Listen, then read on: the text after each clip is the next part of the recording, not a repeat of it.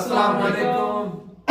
क्या हाल चाल, उम्मीद करते हैं कि आप खैरियत से होंगे और हमारी दुआ है कि आप हमेशा खुश रहें, हंसते और मुस्कुराते रहें और इसी तरह में अपना प्यार दिखाते रहें। बिल्कुल जी। मेरा नाम मौजम अली। मैं हूं तारिक महमूद। मैं मोहम्मद यूसुफ। तो आज हम जिस वीडियो पर रिएक्ट करने जा रहे हैं, वीडियो का टाइटल है Sajid Tarar tell Imran Khan why Pakistan can not have India like foreign policy with USA. तो भाई साहब, साजिद तारड़ और कमर चीमा की वीडियो है।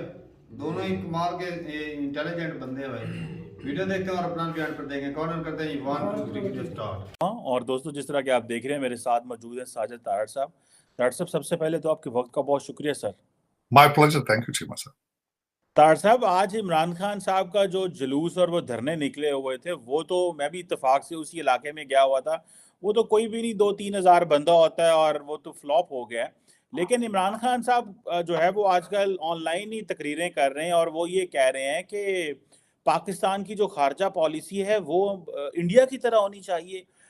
ये इस्टेब्लिशमेंट को टारगेट कर रहे हैं, फौज को टफ टाइम देने की कोशिश कर रहे हैं, या कि वो इंडिया से ताल्लुकात अच्छे करने की कोशिश कर रहे हैं, या कि आप समझते हैं कि वो वाकई इंडिया से इम्प्रेस हो गए हैं और समझते हैं कि हमारी फॉरेन पॉलिसी भी उसी तरह आज़ाद होनी चाहिए। बल्कि उन्होंने कहा कि हमारा और अमेरिका का जो ताल्लुक है वो मास्टर स्लेव किस्म का रिलेशनशिप है। आप देखते हैं कि पाकिस्तान इंडिया की तरह की फॉरेन पॉलिसी अमेरिका के साथ या यूरोपीय ममालिक के साथ रख सकता है? चीमा साहब, मेरे ख्याल में खान साहब ने अखबारें पढ़नी छोड़ दी हैं, मेरा ख्याल न्यूज देखनी छोड़ दी है उन्होंने बिल्कुल। और वो सिर्फ और सिर्फ इस वक्त जो है वो सिवाय पाकिस्तानी फौज को जलीलो ख्वार करने के अलावा उनकी उनकी कोई भी मेरा मकसद, कोई टारगेट नहीं इस वक्त।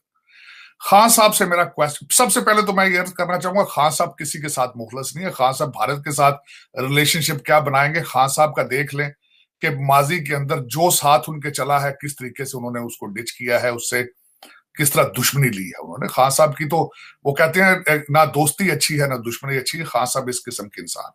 अब उसमें मैं खान साहब को ये पूछना चाहूंगा, खान साहब आप किस तरीके से, किस मुंह से अपने आप को भारत के साथ कंपेयर कर रहे हैं?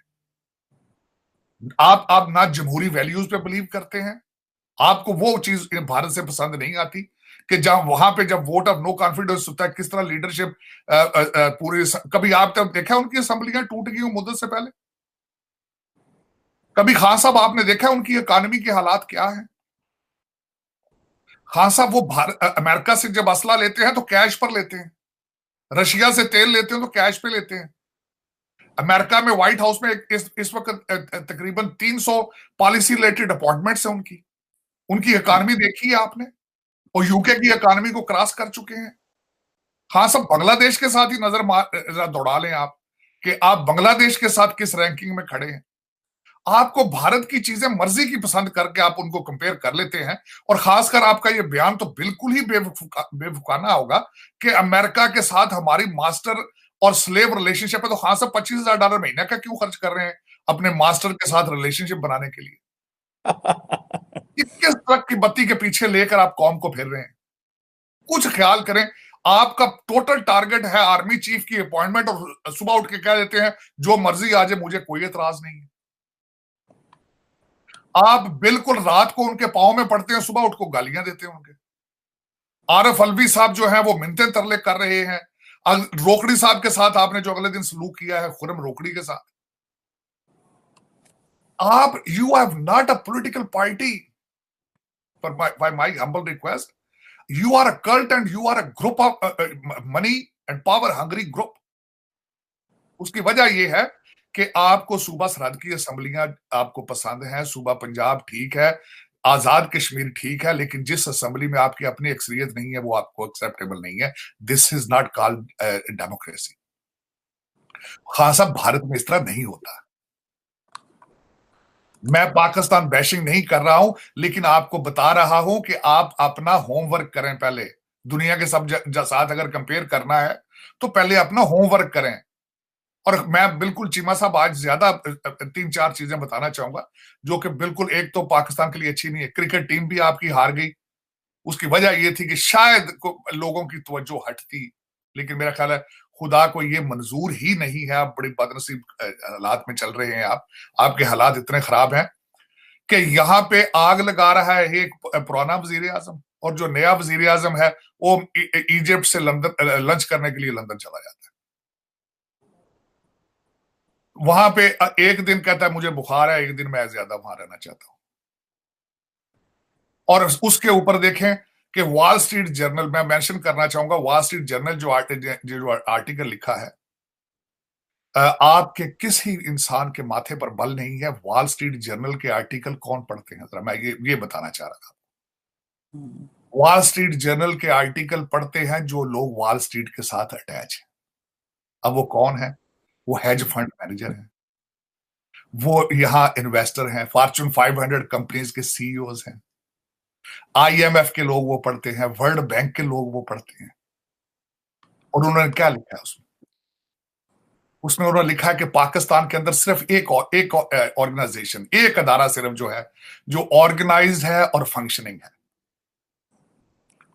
और खान साहब ने उसकी तबाही फेर दी उस इदारे की। अब मैं एक फुट आगे जाना चाहूंगा उस पर थोड़ा सा। वो वाहिद अदारा है जो आपके एटॉमिक एसेट्स की हिफाजत कर रहा है। तो आप देखें खान साहब पाकिस्तान के साथ कितनी बड़ी वफादारी कर रहे हैं, जरा देखें जरा। एक इंस्टीट्यूशन जो आपकी सलामती सिर्फ इस वक्त एटॉमिक एसेट्स की वजह से ही है, आपकी जो रिस्पेक्ट है, वरना तो आपके अंदर कुछ भी ऐसी काम, बल्कि जो फाउंडर था उसको भी आपने जलील करके मारा जिसने आपको एटॉमिक पावर दिया था। हमारे सिटिंग प्राइम मिनिस्टर उसके जनाजे में नहीं गए थे, वो अपनी किताबों में लिख गया कि मुझसे गलती हो गई। आपने उसको नाक रगड़वा के मारा उसको। आप ऐसी कहो, मैं चीखता रहा हूं कि मुझे यह बताएं दोबारा मुस्तकबिल में पाकिस्तान कौन जाके इस तरह का रिस्क लेगा जो आपने डॉक्टर कदीर खान के साथ किया। लेकिन उस एसेट जो आपके पास है, पता नहीं, मुझे तो ये भी डाउट अब पड़ता है कि you don't behave like atomic power. Matter fact, बिजली वहां नहीं है आपके पास जो एटॉमिक सारी दुनिया बना रही है। कल मेरी नजर से गुजरी एक बात कि दुनिया में इस वक्त सबसे ज्यादा रिएक्टर कहां बन रहे हैं। तीसरे चौथे नंबर पर भारत था, आपका नाम पूरी लिस्ट में नहीं था, 25 मुल्कों की लिस्ट थी। आपने एक भी एटॉमिक रिएक्टर बनाने की कोशिश नहीं की फॉर द एनर्जी बेसिस। तो उसमें ये वो अदारा है खान साहब जिसको आप तबाह करने के लिए तुले हुए हैं। वो फ्लड में बचाता है, जल्जलों में बचाता है, और एटॉमिक एसिड को वो पकड़ कर बैठा है, और आपने उसको चारपाई के नीचे घुसा दिया, वो छुपते फिर रहे हैं। और इसकी मैं नहीं बात कह रहा, ये वॉल स्ट्रीट जर्नल कह रहा है। और वो इंस्टीट्यूशन फाइनेंशियल टाइम्स और वॉल स्ट्रीट जर्नल लोग जो पढ़ते हैं, मैं आपको बताऊं, वो they are very serious people. इसके आफ्टर मैथ आप देखेंगे जो एक तो मैं आपको बताना चाहूं, 48 फार्मास्यूटिकल्स में से 22 फार्मास्यूटिकल पाकिस्तान से बिजनेस बंद कर चुके हैं। पैरासिटामोल आपकी वहां मिल नहीं रही। तो आप इन सर्कमस्टांसेस में ना जो पिछला वजीर आजम है उसके माथे पे बल है, ना जो सिटिंग वजीर आजम है उसके माथे पे बल है, और जिस इंस्टीट्यूशन के बारे में वॉल स्ट्रीट जर्नल लिखा है वो चारपाई के नीचे घुस के आंखें बंद कर ली उसने। तो फिर आप देखिए इस कौम का क्या बनेगा। मायूसी, डेस्परेशन के अलावा मुझे कोई बता दें को, अगर मेरी ख्वाहिश है चीमा साहब मेरे साथ को बंदा डिबेट करके मुझे यह बताए कि पाकिस्तान का मुस्तकबिल ब्राइट है। और ये खान साहब अगले दिन उन्होंने फरमाया, मुझे कहता है जी कोई मर्जी जज आ जाए, जो मर्जी आ जाए, मेरिट पे आ जाए। खान साहब ने जब ये बात की, खुदा की कसम मुझे लगता है दूसरा किसी ने मेरे मुंह के ऊपर थप्पड़ मारा है, और मुझे मेरी आंखों के सामने उस्मान बुजदार साहब, आशक अवान, मुराद सईद, जुल्फी बुखारी, चौहान साहब, मलक रियाज, फरा गोगी, गुजर बरादरी, ये सब के जब मेरे सामने चेहरे आए तो मैंने इस तरह लगा जिस तरह मैं, इट वाज अ शॉक। 3.5 साल का ख्वाब जो था वो मेरी नजरों में 10 सेकंड के अंदर गुजरा है। तो खान साहब का मेरिट मुझे फौरन वहां नजर आ गया। खान साहब ने कहा जी मैं मेरिट पे सारा कुछ कहते ना मुझे जज चाहिए, ना मुझे जर्नल चाहिए, मुझे कुछ नहीं चाहिए, मुझे सिर्फ मेरिट चाहिए। तो खान साहब ये आप जिस डायरेक्शन पे जा रहे हैं, कुछ लोग हैं ऐसे भी पाकिस्तान में जो अभी तक नाक में रोटियां नहीं डालते, वो मुंह में ही डालते हैं। देखें आप इस पाकिस्तान की तबाही पे तुले हुए हैं। और मेरे ख्याल में इस वक्त मैं हमेशा 2 लफ्ज इस्तेमाल करता था, मैं बड़े दुख के साथ, कहतुर रजाल जी, कहतुर रजाल। तो उसमें बस ये कहतुर रजाल ही नजर आ रहा है। 75 साल तक कोई, मेरा मकसद है, आज तक हमें कोई मुखलस लीडरशिप नहीं मिल सकी, चाहे in the form of dictatorship, चाहे वो पॉलिटिकल लीडर्स में तो कुछ नहीं। मैं यकीन करें, इन सबको मैं जब देखता हूं तो मुझे अब आज परवेज मुशर्रफ बड़ा याद आता है। Regardless what it is, he was not a corrupt person and he was good for Pakistan. मुझसे जो मैं, हालांकि अब I am a law student, मुझे डेमोक्रेसी के बारे में बात करनी चाहिए, लेकिन अनफॉर्चुनेटली रीसेंट जो जितने से इन सब में से मुझे परवेज मुशर्रफ अच्छा लग रहा है, क्योंकि इन्होंने सब ने मिलकर तबाही का बायस किया। वो आज भी दुबई में बैठा है, बताएं उसके करप्शन की कुछ स्टोरी निकालें। मैं चैलेंज करता हूं, उसकी लड़की का नाम बता दें, उसके लड़के का नाम बता दें, किसी को नहीं पता। लेकिन देखें उसमें ये, मैं अफसोस के साथ ये चीमा साहब कह रहा हूं कि जो कुछ भी आज पाकिस्तान में हो रहा है, दुनिया, मैं जिस तरह आपको शायद अगले दिन भी अर्ज की थी, इस वक्त कल परसों में एक आर्टिकल पढ़ रहा था गूगल की मोनोपोली के बारे में। भारत में डायलॉग शुरू हो चुका है, how to break that monopoly. Bharat के अंदर गूगल को नया ईस्ट इंडिया कंपनी कहा जा रहा है, लेकिन अफसोस कि आपकी डायरेक्शन क्या है? अमर बिन मारूफ, जिहाद की तैयारियां, और उसके बाद लोगों के साथ झूठ, सारा दिन झूठ बोलना। और ऑब्जेक्टिव क्या है? Power and money, power and money. और एसेट्स क्या है मुल्क के? $7-8 बिलियन सारे। तो उसके बाद फिर अब खुद ही फैसला करें। और दूसरा चीमा साहब, आप तो कल, मैं, आप कह रहे थे कि मैं उस इलाके में था जहां में थे, जहां पे ये कल लॉन्ग मार्च था। मैं वहां पे अर्ज करता चलूं कि चीमा साहब, वहां पे लोग कम और पुलिस ज्यादा थी। इस वक्त तकरीबन जो है वो मेरे ख्याल में कुछ 2000 के करीब लोग हैं जो इस वक्त पाकिस्तान को हॉस्टेज बना के रखा। एब्सोल्युटली। मैं वो जो टेंट बाजियां होती रही हैं मोटरवे के ऊपर, और मुझे दुख हुआ इस बात का कि मोटरवे पुलिस के पास अरेस्ट करने की पावर्स ही नहीं। मोटर पुलिस के पास अगर कोई बंदा पकड़ लिया जाए, उसको रखने की कोई जगह नहीं है, उनके पास थाना ही कोई नहीं। और उस मोटरवे के ऊपर जो चाइना ने, जो कोरिया ने बनाई थी, उसके ऊपर इन्होंने बड़े बड़े कील ठोक के जब ऊपर लगाए, इन्होंने टेंट लगाए उसके, तो यकीन करें कल जावेद चौधरी साहब ने फरमाया था, उन्होंने कहा जब मैं मोटरवे से जब आने लगा इस्लामाबाद तो सिर्फ 15 लड़के थे जिन्होंने मोटरवे को ब्लॉक किया था, लेकिन उनके आसपास पुलिस खड़ी थी उनको प्रोटेक्ट करने के लिए। यस, कि अगर 15 बच्चे मोटरवे को, मेरा मकसद, और उसमें एक बच्चा जो जावेद चौधरी साहब ने अपने आर्टिकल में लिखा है कि एक लड़का मुझे डंडा लेके मारने के लिए भागा, उसकी उम्र 13 साल। हाँ साहब, मैं, ये आपने जो इस मुल्क के साथ किया है, ये हिस्ट्री बताएगी और मुस्तकबिल इस मुल्क का बताएगा कि आपने इस मुल्क को तबाह किस तरह किया है। और यकीन करें, जब मैं एटमी एसेट्स की बात करता हूं तो मुझे वो कंपनी जो आपने हायर कर रखी है यहां पर अपनी प्रमोशन के लिए, अपनी लॉबी के लिए, उनका पोर्टफोलियो पढ़ता हूं। They are anti atomic assets. उनका ऑब्जेक्टिव है दुनिया में एटॉमिक, आपके पाकिस्तान के एटमी एसेट्स को खत्म करना उनका ऑब्जेक्टिव है। तो मुझे लगता है, वहां से डर लगता है कि शायद ये this is what our direction is of Pakistan, to surrender the atomic assets. This is the objective.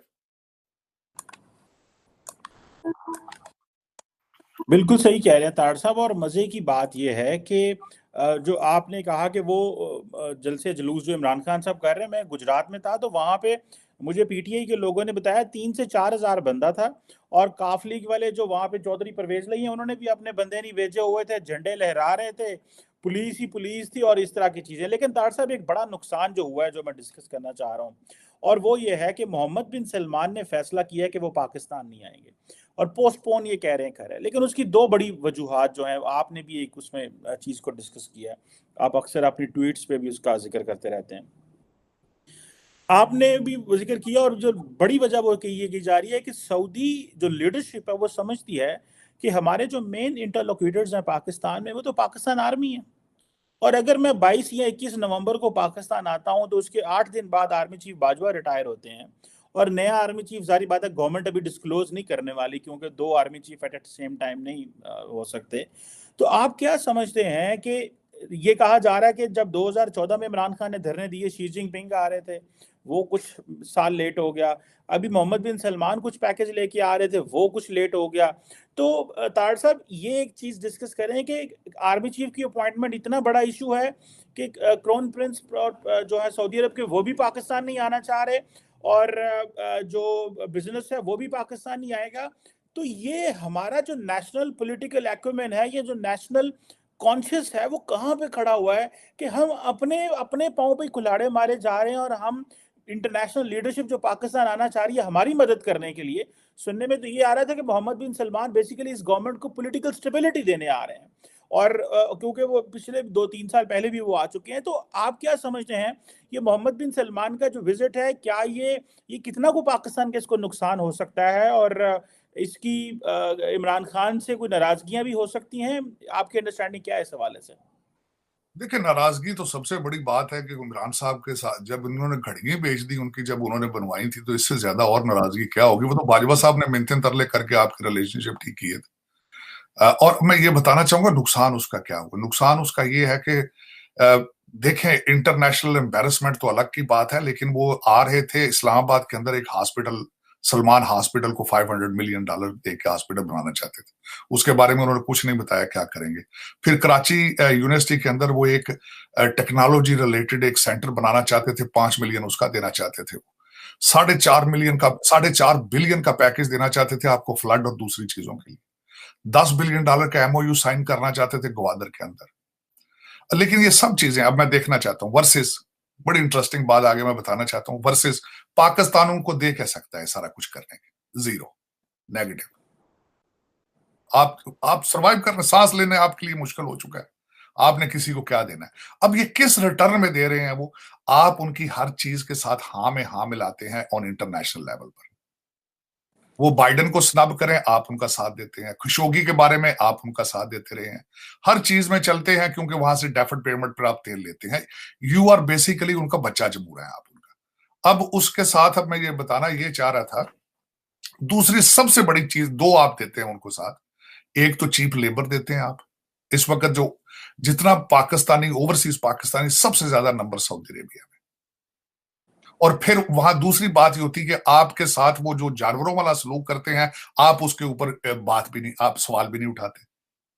पाकिस्तानियों के साथ जो human right violation Saudi Arabia में होती है, वहां पे मर्दों और खवातीन के साथ भी आप उस पर उफ भी नहीं करते, तो वो उनको ये भी पसंद है। दूसरा, आप जब उनको जरूरत पड़ती है, आप यहां से फौरन पाकिस्तानी फौज भेजते हैं कि जाओ उनके जाके तो सफाइयां करके आओ। तो ये सारी चीजें वो आपको सिर्फ अपनी चीप लेबर और आर्मी को वो यूज करते हैं, सिर्फ उनके आपके साथ ये रिलेशनशिप है। तीसरा कोई एलिमेंट ही मौजूद नहीं, तो उसके लिए वो। और दूसरा, आप जो पीछे पीछे इंटरनेशनल लेवल पर उनके चलते रहते हैं जहां वो जाते हैं, उसके रिवार्ड में वो $4.5 बिलियन मोहम्मद बिन सलमान के लिए देना कोई बड़ी बात है ही नहीं है। ये मोहम्मद बिन सलमान $4.5 बिलियन तो वीकेंड पे पार्टी शार्टी करते होंगे इतने पैसों से। तो वो आना चाह रहे थे, लेकिन बदनसीबी है कि वो नहीं आए यहाँ पे। दूसरा, जो मैं पहले सुन रहा था कि जब वो आना था, उन्होंने पहले भी रात नहीं रुकना था, उन्होंने पाकिस्तान में सिर्फ दिन में आ रहे थे कुछ घंटों के लिए।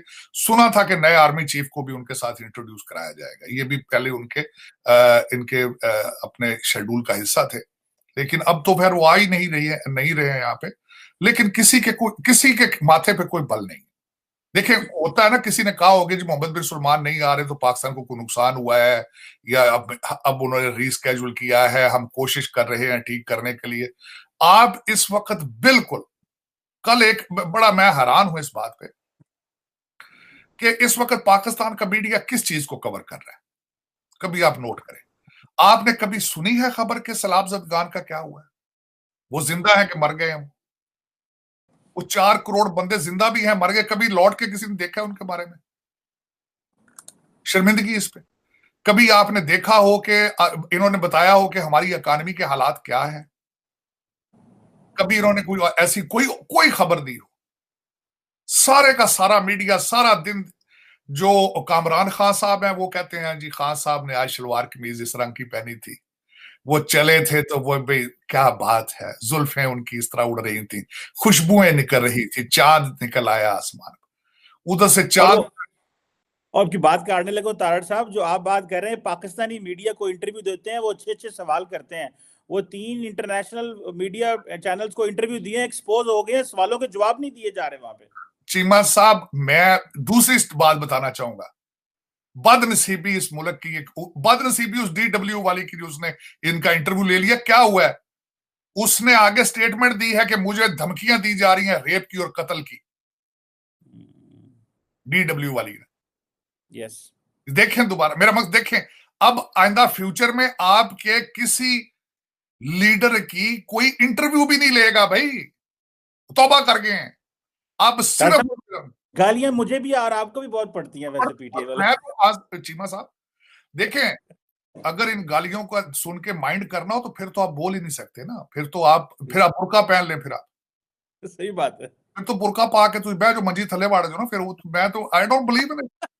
yes. मेरे ख्याल में अगर आपके पास नॉलेज है and you don't have guts to express it, that knowledge is worth nothing. Video खत्म हो गई और तारड़ साहब की जो बातें हैं भाई साहब, क्या बातें, उनकी चीखें निकल भाई गई। साहब बड़ी मुश्किल से मेरे ख्याल से उन्होंने अपने आंसू रोके। सही बात है। रुला और दिया है। ये भाई मैं किधर जाऊं, क्या करूं? इमरान खान की बातें सुनता हूं तो साइड पर झुक जाता हूं, तारड़ साहब की सुनता हूं तो साइड मैं नहीं असल में हम ना, जाएं तो नहीं, जाएं एक कहाँ? बात तो है, न्यूट्रल हो एक सकते बात हैं। तो है तारक भाई, अब जो हालात पैदा कर दिए हैं ना मुल्क में, उसका जिम्मेदार तो खान साहब ही है। हाजिर है। अब मुल्क तबाही की तरफ है, खुशहाली की तरफ नहीं। उन्हें चाहिए सिर्फ अपनी पावर, और बेवसाया बंदा है। हाँ, क्या उसका पता कोई पावर में, भरोसा अगर जब पहले था उसने क्या किया पावर में। अभी ये जो सारी प्रापोगंडा चल रहा है, ये अपनी मर्जी का आर्मी चीफ लाने की कोशिश है। हाँ, असल में प्रॉब्लम ही यहाँ पर है। हाँ। असल में ना प्रॉब्लम ही यहाँ पर है, हर कोई चाहता है कि मेरी ऑल इन ऑल मैं ही हो जाऊं। तो अगर फिर भी ये हेरा फेरी करके कि सीटों की हेरा फेरी करके इमरान खान साहब आते हैं, तो वो डेमोक्रेसी जिसकी हम ख्वाहिशमंद इधर हाँ, हो वो रहे तो हैं, होगी नहीं। हम जो है क्या सपोर्ट फायदा? कर रहे हैं कि इमरान खान जी अच्छे से डेमोक्रेसी लाएगा, आर्मी का रोल जो है वो हट जाएगा, तो वो बात अगर फिर रहेगी तो फिर क्या फायदा इमरान खान को सपोर्ट करने का। वो जिस तरह जिस कगार पे लेकर आया इमरान खान, सब्सिडी दे के पाकिस्तान का जो रिजर्व था, फॉरेन रिजर्व, वो खत्म किया, ऊपर से धरने इतने दिए कि इकोनॉमी जो ऊपर से उठने नहीं दी।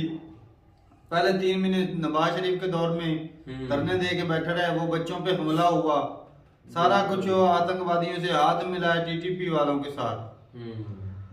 ये मैंने तो भाई समझ ही नहीं आ रहा समझ यही है कि भाई साहब पाकिस्तान के साथ कोई भी मुखलिस नहीं है, इस मुल्क का कोई भला चाहने वाला नहीं है, चाहे वो इमरान खान है या दूसरी पार्टियां हैं। और जो तारड़ साहब आज पोल खो रहे थे, वो जो इनकी जो वो बना रखी है, वो पार्टी सी जो एजेंसी जो बना रखी है, उनकी जो मेन पर्पस है वो यही है कि जो पाकिस्तान के पास न्यूक्लियर एसेट है उनको हैंड ओवर किया जाए, खत्म किया जाए। ज्यादा तो नहीं, मतलब कुछ चंद एक लोग कभी कभी बोलते हैं कि आप एक यहूदी एजेंट की साइड जो है ना, तो यहूदियों के वो ले रहे हैं। उधर से भी फंडिंग होती है। टोटल ओवरऑल नहीं, लेकिन कुछ लोग ऐसा मानते हैं आज भी।